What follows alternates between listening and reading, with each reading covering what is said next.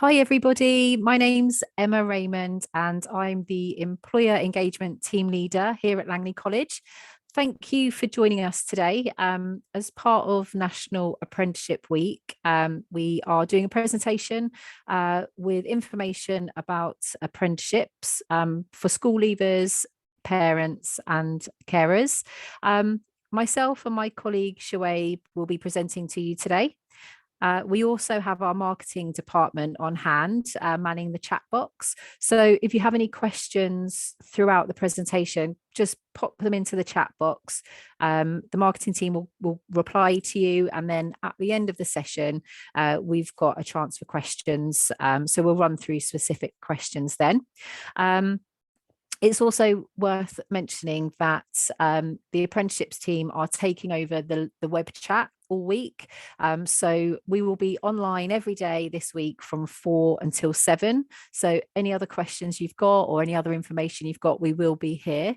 I'm hoping that everyone can hear me okay and can see the presentation. If not, if you've got any problems, please do let us know on the chat box. Next one, please, Shoaib. So in today's session, we will cover everything about apprenticeships, everything from A to Z, to give you a real insight into apprenticeships and what they mean, who can do an apprenticeship, the different areas we cover here at Langley, what we think the benefits of an apprenticeship are. And we'll then go through the next steps. So what you can do after today's session, and then we'll go through some questions and answers.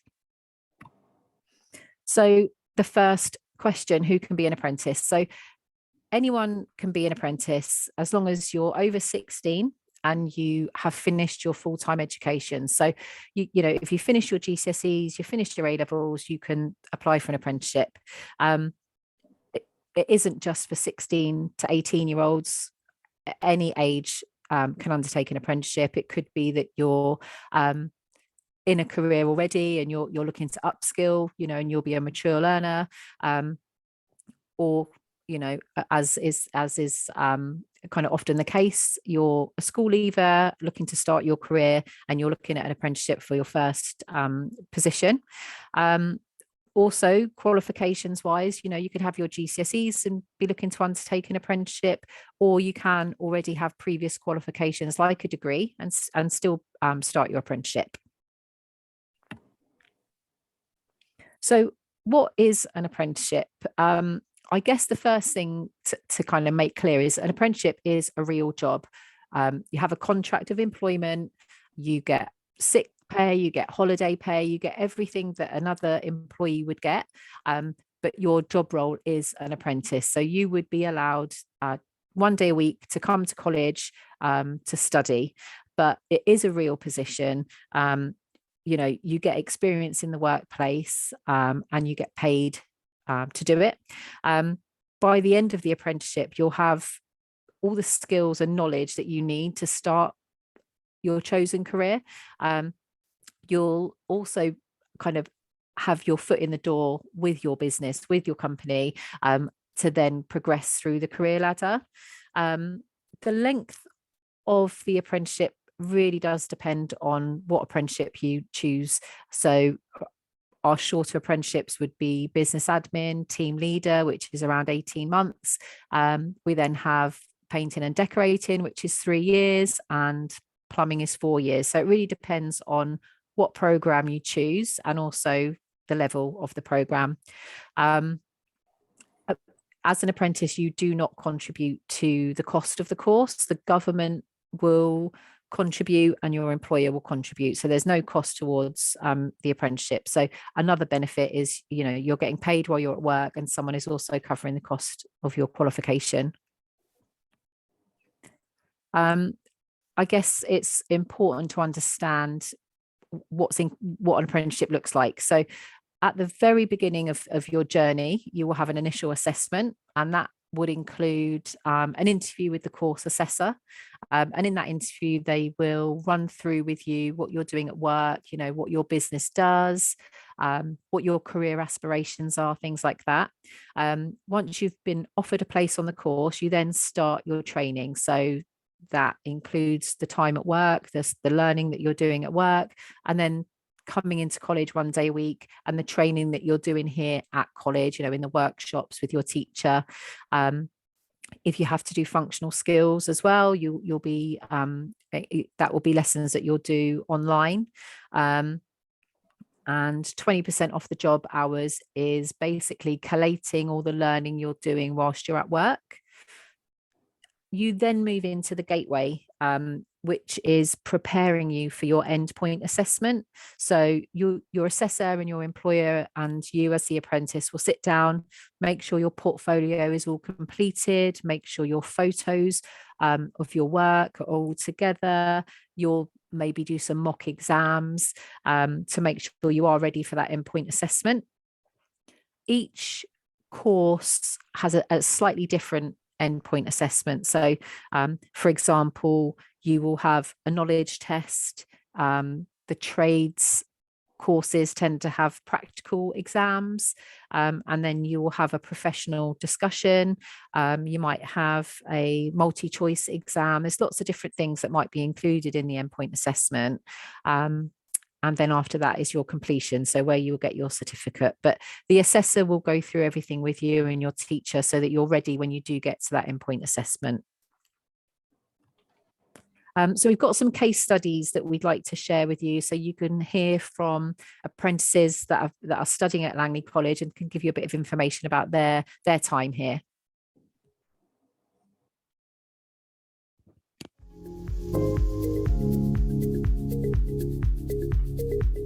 My name's Tyrese. I'm 23 and I'm studying a level 3 engineering course at Langley College.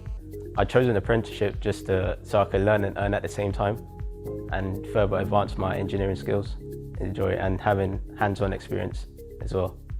Yeah, so I was offered the job at John Crane, and then later on I was enrolled into Langley College to learn about the advanced engineering course. So I install gas seals and test them. But we're under training at the moment, so someone always has to be with us when we're doing it. So on Wednesday we get a day release, and then we learn about the theory aspect of engineering. We get sent back to work, and then there I'm learning about how to install and test gas seals. Yeah, I'll definitely recommend an apprenticeship, because at the same time, like I said, you're earning and learning at the same time, so you could better advance your skills.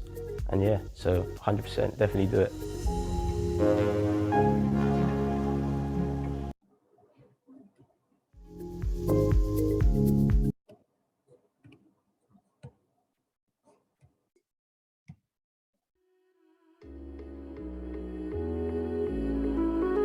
My name's Mel. I'm a level 3 carpenter. I studied level 3 here at Langley College. I'm employed by FJ Lane, who's based in Windsor and Maidenhead. I've been with the company for about 3 years now, just over. They've been brilliant from the start, really treating me well and respecting the fact that I'm the only female on the firm. I did woodwork for GCSE at school, and when all the teachers were asking what I wanted to be, that's the only thing that really popped into my head, something that I enjoyed. So I just went into it and just forgot the fact that it was a male-dominated thing. It's pushed me forwards. I've got a lot of respect. I don't get comments that you would expect to get being a female on site, and yeah, it's just a really good thing to work in. With the apprenticeship, you learn so much more on site. Yes, you learn everything you need to know at college. On site is always different. Every job's slightly different. So you have a certain framework at college, but like I say, everything's different when you're actually on site. Personally, I chose Langley College because it was more local to me, and I had friends who were already here who said it was a good college and a good setup for carpentry especially. There was practical and theory based at college, so you learn all the health and safety and terms for things and what everything meant, but you also learn how to do things in a comfortable environment. You don't have to worry about doing anything wrong because you're in that environment, and at work you do the same things, but obviously you're trusted more to go on your own. You try not to make so many mistakes, but college is a good framework to get you started. I definitely recommend doing an apprenticeship. You get paid while you're learning. Yeah, I wouldn't have done anything different.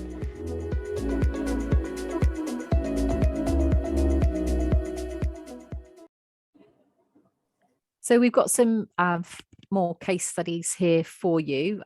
Again, current students, current apprentices here at Langley. Sophie is, I think, in her final year of our electrical installation apprenticeship. And I think she was really drawn towards an apprenticeship because she was keen to still work while she was studying. So the apprenticeship really allowed her to do that. And her aim is to set up her own business once she's once she feels ready.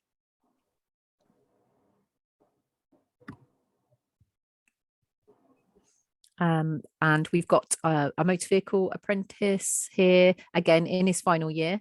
Again, one of the key points was being able to work while studying, and I guess getting the hands-on experience at work whilst also pairing that with the learning he's doing at the workshop. Hello, so my name is Shoaib. I work with Emma. I'm an employer engagement advisor, and I'm going to show you a few things as well in terms of how the interviews are run, what courses we offer, and that side of things in the apprenticeships. So these are some of the apprenticeships we offer at Langley. Obviously, we are Windsor Forest Colleges Group, but our apprenticeships are run at our Langley site. So we have a lot on the construction side, which is obviously things like carpentry and joinery, painter and decorator, property maintenance. We have other quite popular ones like motor vehicles, business admins, team leader, childcare, hair professional. I'd say it's definitely worth going onto our website and just seeing our full range as well. There's a bit more information on the website as well. You can see how long the courses run, what the requirements are, and those sort of things. So depending on the level, the apprenticeships may require previous qualifications, such as an English or Maths GCSE. What that means is, so some apprenticeships, some employers will say, we really, you must have your minimums of 4 in Maths and 4 in English. However, if worse comes to worse, you don't end up getting those grades. We as a college offer you the opportunity, if the employer is happy with it as well, to do your apprenticeship, but also gain your functional skills, Maths and English at the same time at the college. So at the end of your apprenticeship, you'll achieve the equivalent education level.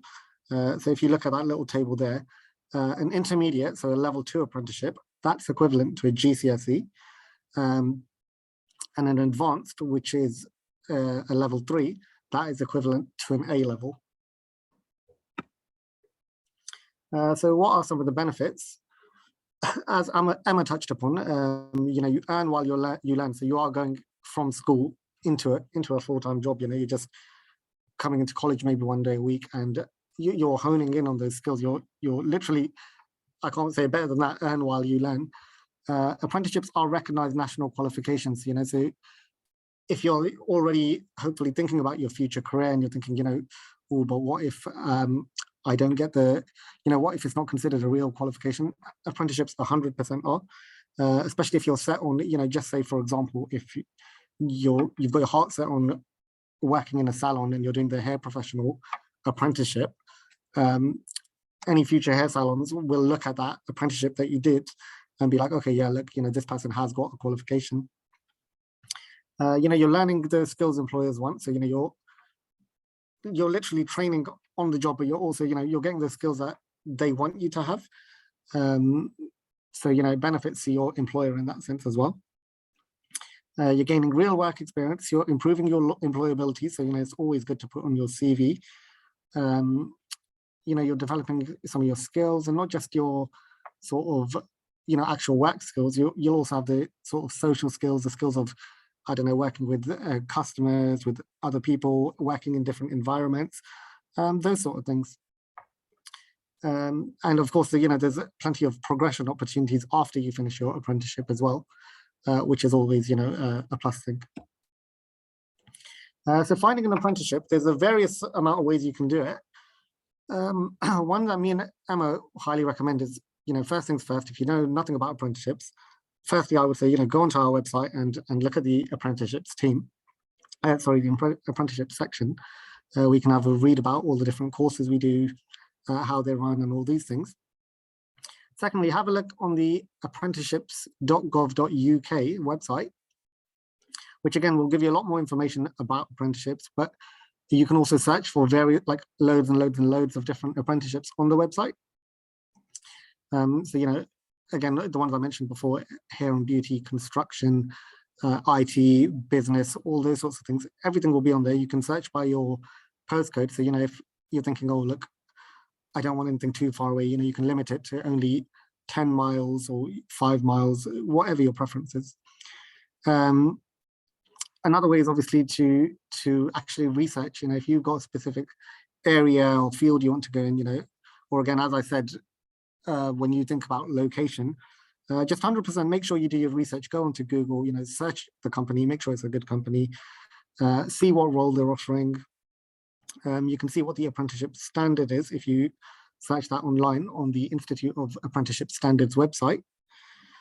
Yeah, if you have, do you have any contacts? Sometimes family, friends, anyone, people are very connected, especially around the sort of Berkshire, Langley area. So it's always worth, asking your teachers, definitely speaking to your school careers advisors, your family or friends, anyone who might know anyone who is looking to take on an apprenticeship or an employee, because, employers are very keen to take on school leavers as well. Lastly, you have the candidate pool, which is actually, again, if you go onto our website, you go to the apprenticeships team and you look at the vacancies section, we actually advertise apprenticeship vacancies on our portal, on our website. So what that means is, for example, if you go onto our website and you look at the vacancies, you'll have various different job roles, apprenticeship roles, again, in all the ones I mentioned before, hair and beauty, business, all the courses we offer. You will then apply for it, and then when you go into the application, it will literally be broken down. It will show you how much the employer is willing to pay you a month, how much, how far the travel is, what the duties of the roles are, all of those really important things that that you should research. It's all laid out for you by the actual employer. So yeah, that's always worth it. And then you'll apply, and we then forward your application onto the employers. So that's another very good way to find an apprenticeship. Things to consider when you're applying for an apprenticeship. Be very mindful of the closing date. Just as an example, how I mentioned the vacancies a moment ago, you might see one that you really like for I don't know, IT, and you're thinking, wow, look, this is the most perfect job I've seen. But you say to yourself, oh, I'll wait a week, 2 weeks. It's always best to do it as soon as possible, just because, as I said, be mindful of the closing date, but also because in that time, let's say the application is closing for 2 weeks, 2 weeks from now, and you think, what, I've got quite a bit of time. Well, actually, in that time, an employer might actually already find someone that they were, looking for. So even if you were sort of a more suitable candidate, they wouldn't have known if you hadn't applied. So it's always good to apply as soon as you can. Make sure your application is relevant and tailored specifically to the role. So that just means, again, if you're applying for a business admin apprenticeship, don't talk about like how much you love hair and beauty and things like that. Just make sure it's very specific to what the employer is looking for. Consider why you're right for the role. So sometimes it is very tempted to just look at something and say, wow, look, I'd love to do that. That would be amazing. But actually consider, is it right for you? And would you be right for the employer? Because you don't want to get stuck in, a situation where you're not happy, or you've realized that actually I'm not right for this role, or this role is not right for me. Lastly, it's always good when applying to check the application, maybe even get a parent or even a teacher to read over it for you. And because sometimes you might have worked really hard on it, but every now and then you might have, accidentally missed one bit, or you might have forgot to fill in one section, anything like that. So always double check the application after you've completed it. So what are the interviews like? So you'll have two sort of interviews when it comes to an apprenticeships. The first one is an employer interview, and now that is literally a job. That is a job interview for your apprenticeship. A lot of the time that will start as a telephone interview, whereby, let's say you've applied for an apprenticeship, and the employer will say, okay, let me get an idea of you on the phone.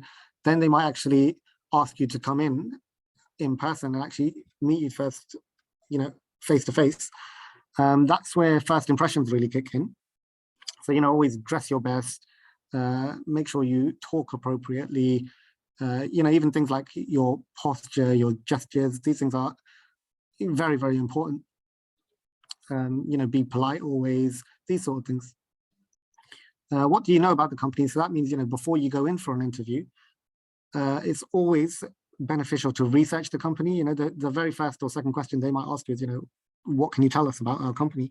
If you don't know much, they might be like, okay, well, this person clearly doesn't, want the role that badly. So it's always good to do a fair amount of research, just the basics, what's the company about, these sort of things. Play to your strengths. So, again, in interviews, hopefully your teachers will be prepping you on these things for, year 10, year 11. They'll ask you what your strengths are, and, you always be quite confident in what your strengths are. Don't sell yourself short or anything like that. Just, everyone like watching this presentation will have, a lot of strengths. So just hone in on, again, the ones that you feel are best for you, but also which suit the job, and, which suit the role as well. They might ask about potential. So they might ask, what are your future career plans? Again, just for example, if you come in for a business admin role, and they ask you, what's your potential future plans? And you say, I've had my heart set on opening a salon. They might not be inclined to actually take you on in that sense. So always think about what your potential is, and what potential you can achieve at the company. And, don't be afraid to ask them questions as well, about what your progression in the field could be, whether they'll keep you on as an apprentice, after your apprenticeship, if they keep you on as an employee. You'll also have an assessor interview. That, again, will start with a telephone interview. So an assessor interview is actually an interview with someone from our college, who will kind of check the learning side of things and just see that, is this person suitable and appropriate to take on an apprenticeship and come into our college to do this apprenticeship. So that will start with a telephone interview. Again, that will usually last for about an hour. They'll ask you various questions, what's your experience, for example, what's your experience with electrical equipment or with motor vehicles, those sort of things. What is your previous learning and employment? So they might ask you, what GCSEs did you get, or what schools did you study at? Have you worked anywhere, maybe part-time, or I don't know, did you work for your family business at any point? Those sort of things. What are your motivations? So just really think about what kind of things, again, what you want to achieve in your career and in your apprenticeship as well, which links to your career aspirations. It's just about looking at the wider picture and just, really selling yourself in that way, and, showing how dedicated you are and how you want to do this apprenticeship. And then the assessor will also just ask about you. They might just get a bit of a feel for what your personality is like, what some of your interests, hobbies are, and whether you might need any additional learning support or anything like that. The college is always there to support you in, any sort of way that you need. So support from us, again, as I mentioned before, if you go onto our website, we've got a candidate pool whereby you'll look at the vacancies we offer, and then you will apply. If there's anything sort of wrong with your application, and you find, you've applied for 3, 4 and no one's getting back to you, you can ring us up, and we will advise you and say, okay, look, what about if you include this in your application? Or, you know, what if you change this a certain aspect? We'll look for spelling mistakes, those sort of things. So, you know, you're always supported in that application. And we will do our best to kind of make sure it's tailored right to the best version it can be.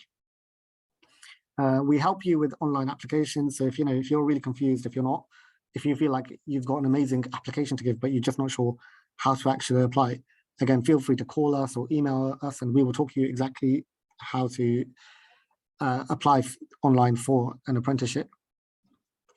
Interview support, again, you know, if you need any assistance in, for example, how to answer the interview questions, or if you have any, you know, learning support needs that might come up in the interview, we'll support you in as many ways as we can.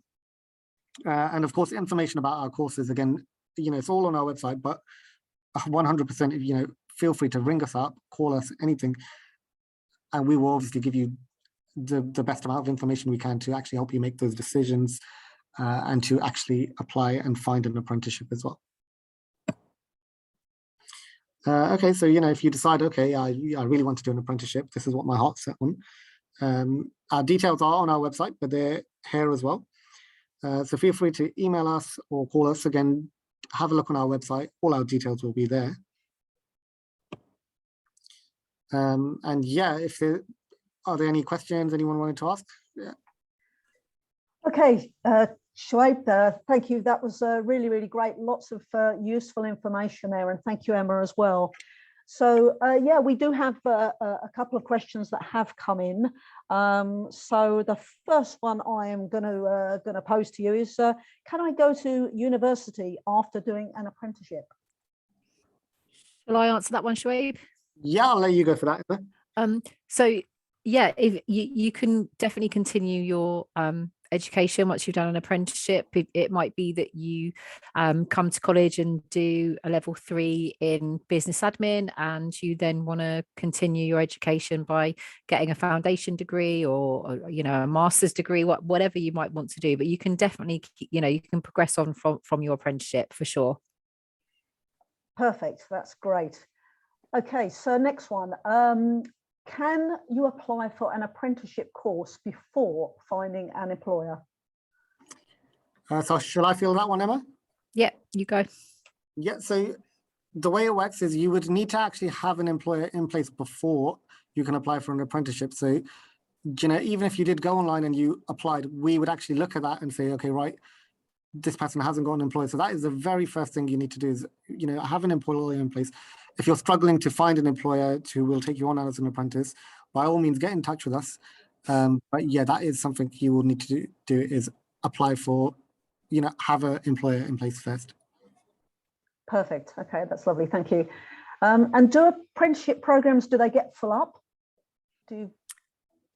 I'll take that one.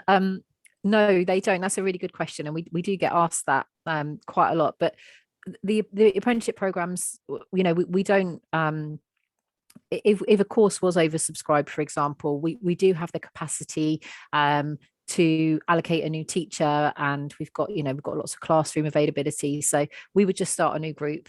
So the apprenticeships don't tend to get full.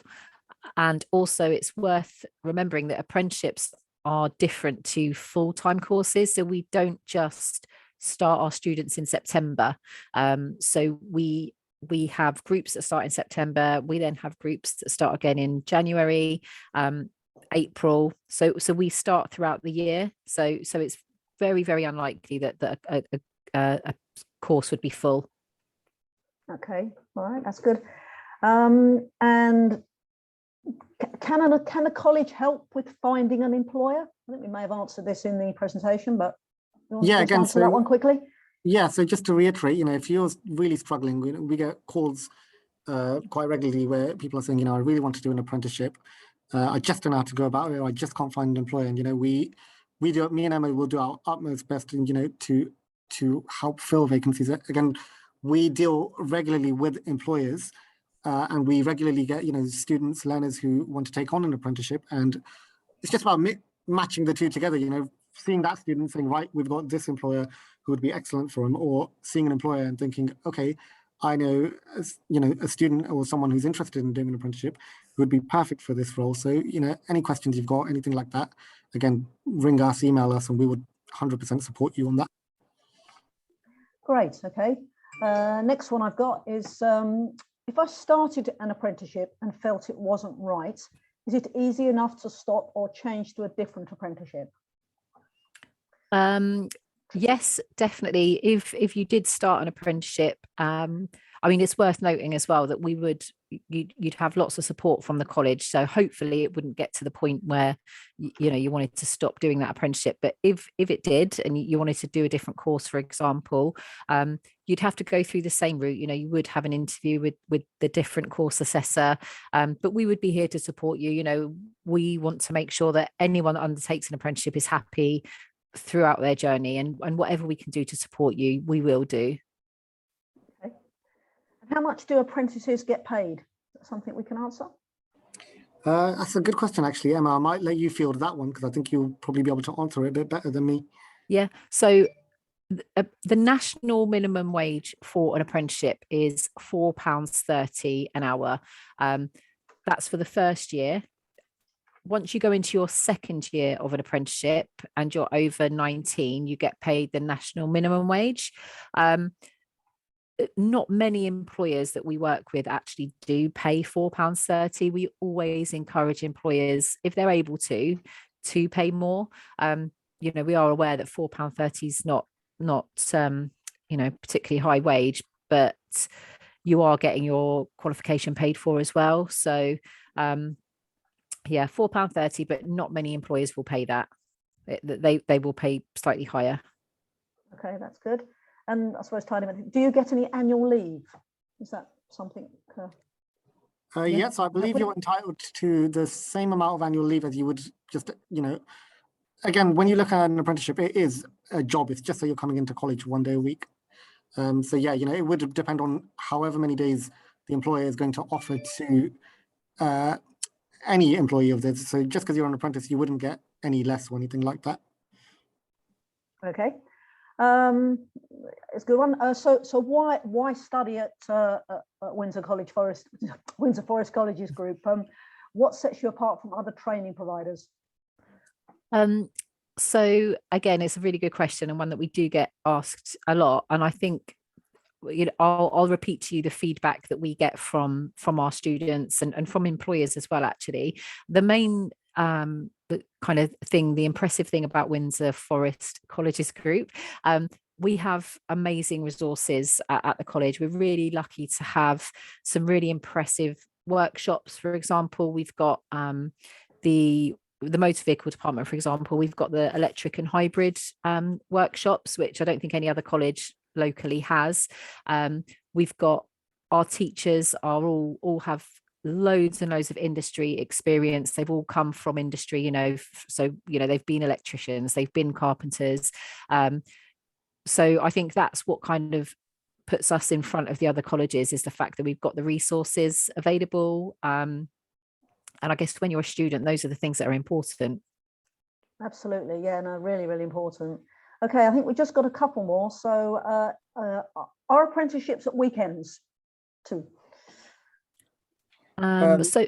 Sorry, I'll let you go ahead, actually, go on.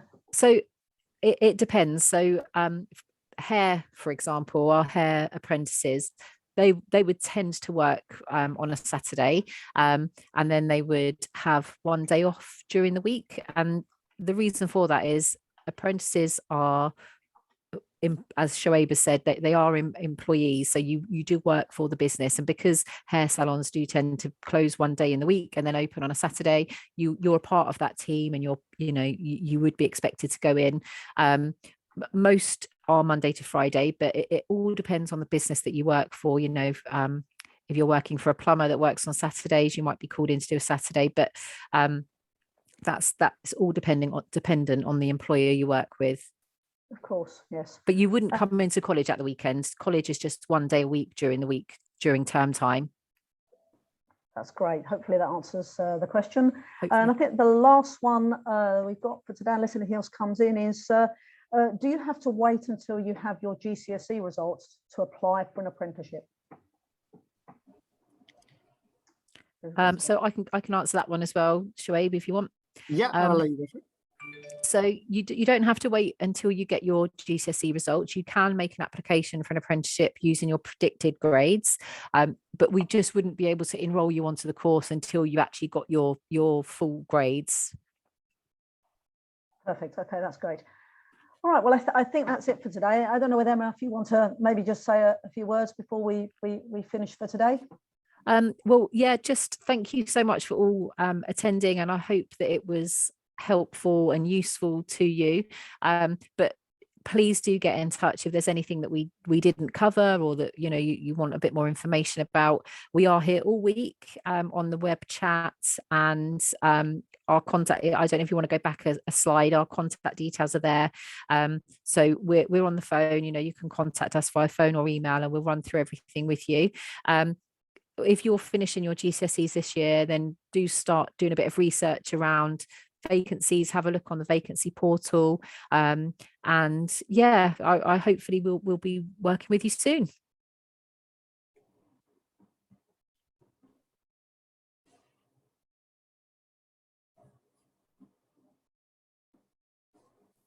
Hi, Lynn. Sorry, there's one more question. Can you see in the chat box? Yep, we've got one more question just coming actually. During holiday period, would you work full time? I don't know whether one of you would answer that for us.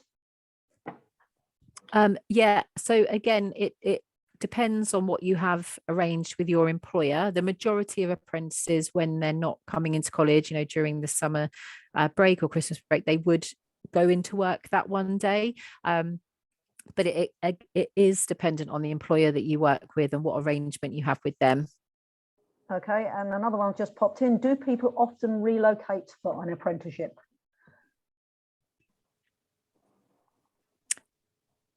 I mean, I in my experience, I've not come across that, but it's up to you as a learner. If you see a job that's that would need you to relocate, but it's the perfect job for you, then there's absolutely nothing stopping you from doing that. No, but no. Okay. I hope that answers that question. Yes. Just to add to that, actually, Emma, is, again, when it comes to school leavers, if you see a job that you think, is far away, again, I'm always going back to like here as an example, but again, on our vacancy portal on our website, we do deal with so many employers that there will be like for like jobs, very similar to that located nearby you. So it's always good to kind of, again, get in contact with us and, just ask if there's any vacancies very similar to that, just nearby what's in the area, those sort of things as well. Okay, that's great. Thanks, Shoaib. Another one. What is the success of people staying on with their apprenticeships? Yeah, so I would say, literally 9 times out of 10, if not 10 out of 10, the apprentices we get, again, at Langley College are, they're very happy, they're very content. I do feel like, we give them the best support we possibly can. We have a good relationship with the employers. We, our assessors put in a lot of time and effort to actually, as their title suggests, assess exactly how the relationship between employee and apprentice is. And, very regularly we get people who want to work with their employer for life after doing their apprenticeship. So an apprenticeship is almost like a springboard into, your future career. But a lot of people are very, very happy to actually get onto an apprenticeship with an employer they're so happy to work with. That's perfect. Thank you ever so much, Shoaib. Sorry? Okay, that's perfect. So I can't see, I think that's it for today. So thanks again. That was really great, really helpful and useful information.